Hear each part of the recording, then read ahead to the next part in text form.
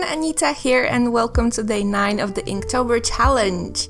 Today we are doing something different than before. It still fits, at least in my opinion, within the Witchtober theme, but I needed to take a little bit of a break from the regular, very detailed illustrations because on top of the eyes I am having a little bit of a wrist pain, so I needed to just have something looser, quicker, and in general, easier on the wrist. So I've decided this is a perfect opportunity to try this kind of technique that I've been seeing a lot lately. Of course, it's Inktober. I'm talking about those really cool freeform cats where people are dropping in lots of ink into this wet wash, and all of a sudden, magically, there is a cat. Okay, and I love it because it looks so fluffy and soft, and I just am so terrified of doing that I thought, you know what, let's just do it. It's definitely something that requires less detail because you're working with bigger washes, so it would be perfect to do on a day when my wrist is kind of nagging, and also perfect for Witchtober because cats are like witches' companions, so in my head it all makes sense. And so I've decided to give it a go, because I knew that I would be working with lots of water, so I prepared a board and I'm taping my paper onto the board in the meantime while I'm talking, because there is a bit more of an introduction this time. And I was really terrified of doing this because, I have a problem with losing that control over paint. I really like to have control over what I'm painting. I have problems with wet on wet washes or with splatters just because I don't know what's gonna happen. And I don't really like that idea, okay? I really like to have that total control over my paintings. And so I have decided, okay, let's do the cats. I've sketched a few ideas for different cat poses. And I've decided on this little small one that you see in the corner because it's just a round shape. It's really easy. And I thought for a beginner, it would be perfect. I would love to make more cats later. Maybe I will just do it off camera for fun. I'll definitely post it on my social media if anything, so just keep an eye on it. But, so I knew immediately. I know it's not the best state of mind to go into painting, but I knew immediately that I probably would be struggling and I wouldn't be happy with what I will see. Just because my style of painting is very precise. I do a lot of flat washes. I'm concentrating on details mostly, and patterns, details, not really on those big blooming, watercolor or ink washes. And so I was afraid that, I wouldn't like it. At the same time, as I've said, I knew I wouldn't probably like it, and I was hoping that I would like it. It was a lot of conflicting feelings. So I've done a very simple shape here, as you can see, just kind of marked out where the cat would be. And now I was planning to cover a lot of those lines anyway, so I wasn't really worried about leaving them messy. And I didn't go in with a fine liner in the beginning, just because, that's something at the very end. So I have this very, very flashy, fluffy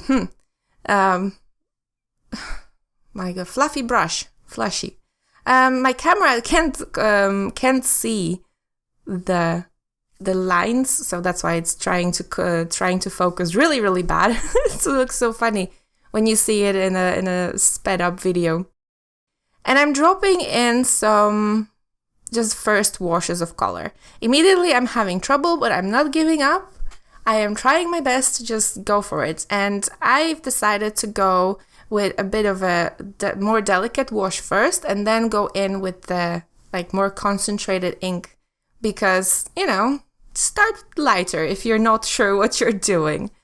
Now, I really like the blooms but I honestly, I have no idea what I'm doing. I'm just, I don't know what I'm doing. That was a point of this whole video. I wasn't sure what I was doing. I wasn't sure actually what I was going for here. Just because, I knew I wanted to have beautiful blooming ink, but where exactly was it supposed to bloom? I hadn't planned for that. What was the purpose? Like how to define the shapes? Now I've watched a lot of videos, but it's very hard to describe, to just see from the video. You need practice, okay? Watching video is not the only thing. Here I'm trying to splatter and it's not going well at all. But it's just something, again, I wanted to try, I wanted to practice. There you can see one of the splatters got really, really light, and that's because I dabbed it with a piece of cloth. By mistake. I don't know what I was thinking. So I'm still not giving up. I've decided to take this to the end. I hated it at this point. I have to tell you, I hated it. But mostly because I wasn't sure where I was going with this painting and what I was doing. And I have to say, one thing that really surprised me was how anxious this whole painting process made me. I was so nervous, and not in a way that, oh, is it going to be pretty or not, whatever. I just didn't know what I was doing. It was so stressful to actually paint this way. I did not expect that. And I can tell you for sure that I will think twice before doing it again. But it's a very, very important learning process, Not everybody is made for everything. I have my style of painting that I feel really comfortable in. And it's always good to go out of your comfort zone because you never know what you're going to like. Like for me, going out of the comfort zone was already painting with ink, with one color. I've never done that before. And surprisingly, I love it. It's something I'm definitely going to use again and again because I am in love with just painting not only with one color, but with ink. It taught me a lot of things. So it's very important to go out of your comfort zone, but that doesn't mean that every time you go out of your comfort zone, that it's going to be all, sparkles and unicorns and everything will be perfect. This is definitely not for me, this technique. I don't feel comfortable using it at all, and I'm not saying that in a way, you need more practice, Anita, it will be fine, you just need more practice. No, this is literally, I was so uncomfortable through the whole process. I couldn't handle it. I did my best to finish this. I really wanted to just get rid of this painting as quickly as possible. But I know that once it's finished, when it has more detail, I will like it. And I do. I actually do like how this thing turned out. I was really surprised because, it didn't look like much through the whole process. But I ended up really liking it. And that's something also that I'm trying to fight lately because I've mentioned it before that I've torn a few of my paintings not so long ago. And that's something that was a strictly no for me ever. I've never ripped apart a painting before. And I have to say that when I was so frustrated and I ripped that painting recently, it was such a satisfaction to me that now whenever I feel frustrated, I'm thinking, I'm just gonna rip it apart. At least it's gonna make me feel better. But I don't want to because look at it. Look at those eyes. He is so, so cute. He's not anything like I wanted him to look like. But then again, in my head, I have those perfect paintings from artists who are doing this kind of style. They're just, that's their style. I am never going to be able to imitate someone else's style because not only I don't want to, but that's not how it works, This is not my style. It just wouldn't feel like my painting at all. And so I took a little break and I decided to do attempt number 2 and approach the same sketch. As you can see, I have the exact same sketch, a bit smaller, but you get the gist of it. And I've decided to approach it the way I would do it normally. So basically, I would try, and I need a sip because my throat is just giving in. Much better. So I've just decided to approach it the way I would normally paint. Just paint anything, really. So the idea here, okay, we are painting a smoky cat. A cat that is just full of smoke. There's a lot of different values going on there. And my initial thought was making the backside of the cat into kind of a galaxy thing where the mist and the darkness would swirl around a little bit. So I've decided to go as normally from the lightest value. And if you watch me now doing it, I am putting one layer and then coming back in with darker color, with just a darker shade, slightly darker, adding some water, swirling it around. This kind of technique for me is just having much more control, but the effect is, for me, it's pretty good. And as you can see, I'm splattering, okay? That was one thing that I felt I needed to do it more because I like the splatters. I really do. That's one of the things that did not make me anxious, just that didn't make me uncomfortable just splattering around. And so I've decided to be a bit more bold with that one thing, and I've pulled it. Oh, I'm hitting my microphone. I've pulled this splatter. It's a bit like this. When you do an exercise, okay, you then decide, oh, I don't like this part of the exercise, but I really like the other part. So I'm going to use that part I liked in my own style. So that's the splatter, okay? I didn't really like the blooming ink. I didn't like not being in control of where it was going, what it was doing, but I really like the splatters. Plus, another thing is that when the splatter is still wet, and when it's still light, of course, when it's darker, it's a bit harder. But if I don't like it somewhere, I can just quickly dab it with a piece of toilet paper in my case, and just, it will go away, it will be gone. So it also gives me that little bit of control. I think the theme of this whole, of today's video is just having control over paint and, losing it sometimes. And so I'm working in layers, as you can see. I keep adding the colors, making sure that every single layer is a little bit darker than the layer before. And it's a little bit more constricted. So I'm starting, I had an outline, and I've painted the first layer outside of that outline. The next layer was a little bit closer and closer and closer and closer and closer. And this way, there is that smoky effect that I really liked. That pretty much that was what attracted me to those inky cats, I don't know how to call that. Just those inky cats, the originals. Was that the shade, the just different shades of the same color, the way it was smoky, it kind of all blended in together. I just loved it. It looked magical to me. And so I tried to kind of do the same idea. And here you can see me just splattering about and trying to accept what I'm seeing. So another thing I'm doing here, I wanted the upper parts of every layer, because as you can see, there are 3 layers of this cat. There's the back, there's the head, and there are the paws. So I wanted the upper part of each layer to be darker, so that it would create that kind of magical, a bit inverted shading. Because normally, of course, you would go the other way around. And so this part here was probably the most similar to the previous exercise. Just because I've wetted much bigger area than I've intended to keep dark. And then I dropped the ink straight from the bottle. I dropped it into the cat. And I tried to blend it into the existing shapes.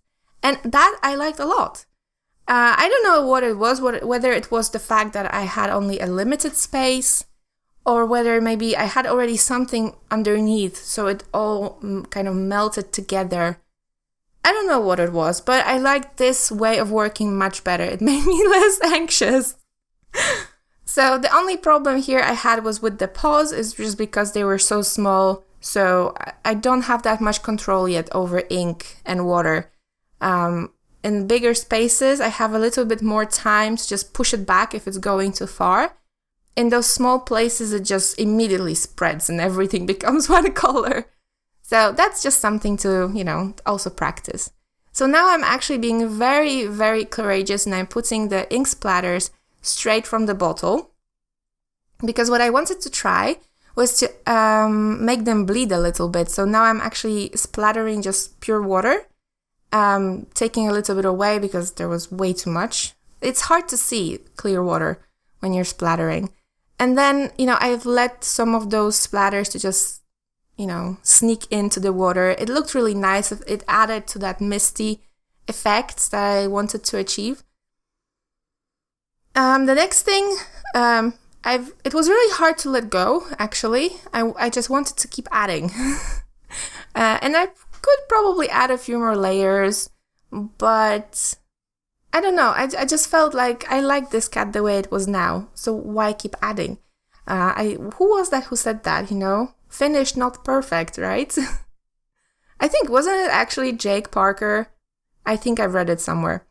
And anyway, here I'm adding the details. So I already marked the eyes beforehand because I wanted them to stay white and all of my masking pens were dried out.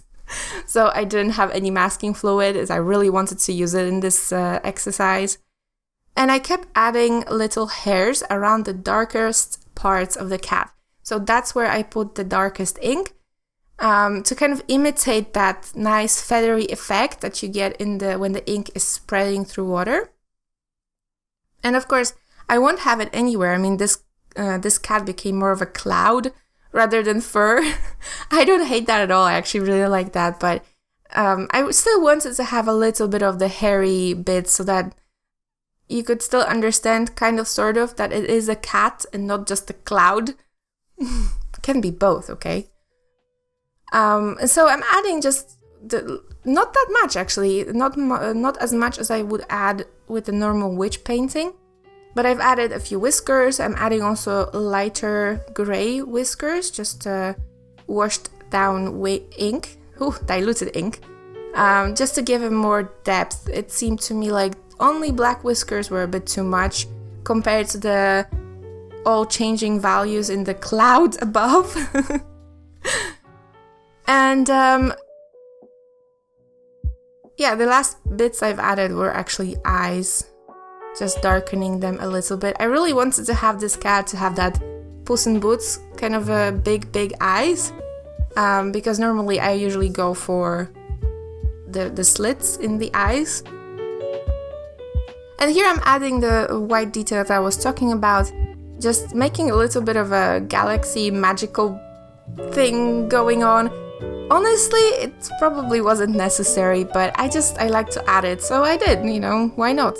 It's just for fun anyway, and it adds a bit of magic to this witch's cat. And so I've added the whites in the eyes. I had a bit of a problem adding actually the big whites because this the gel pen actually is picking up the fine liner from underneath. So these are the last views on the cats. You can see a little bit of the detail. Don't get me wrong, you know I said a lot of bad things about my painting process here, but don't get me wrong, I really liked working on both of them. And I'm not hating any of those pictures. I really like them actually, even the one that gave me so much trouble. It's just that, you know, this is an exercise and I will learn on my mistakes and just we'll see what comes out of it. So I hope you've enjoyed this video. It's a bit different than what I normally do, but it was fun.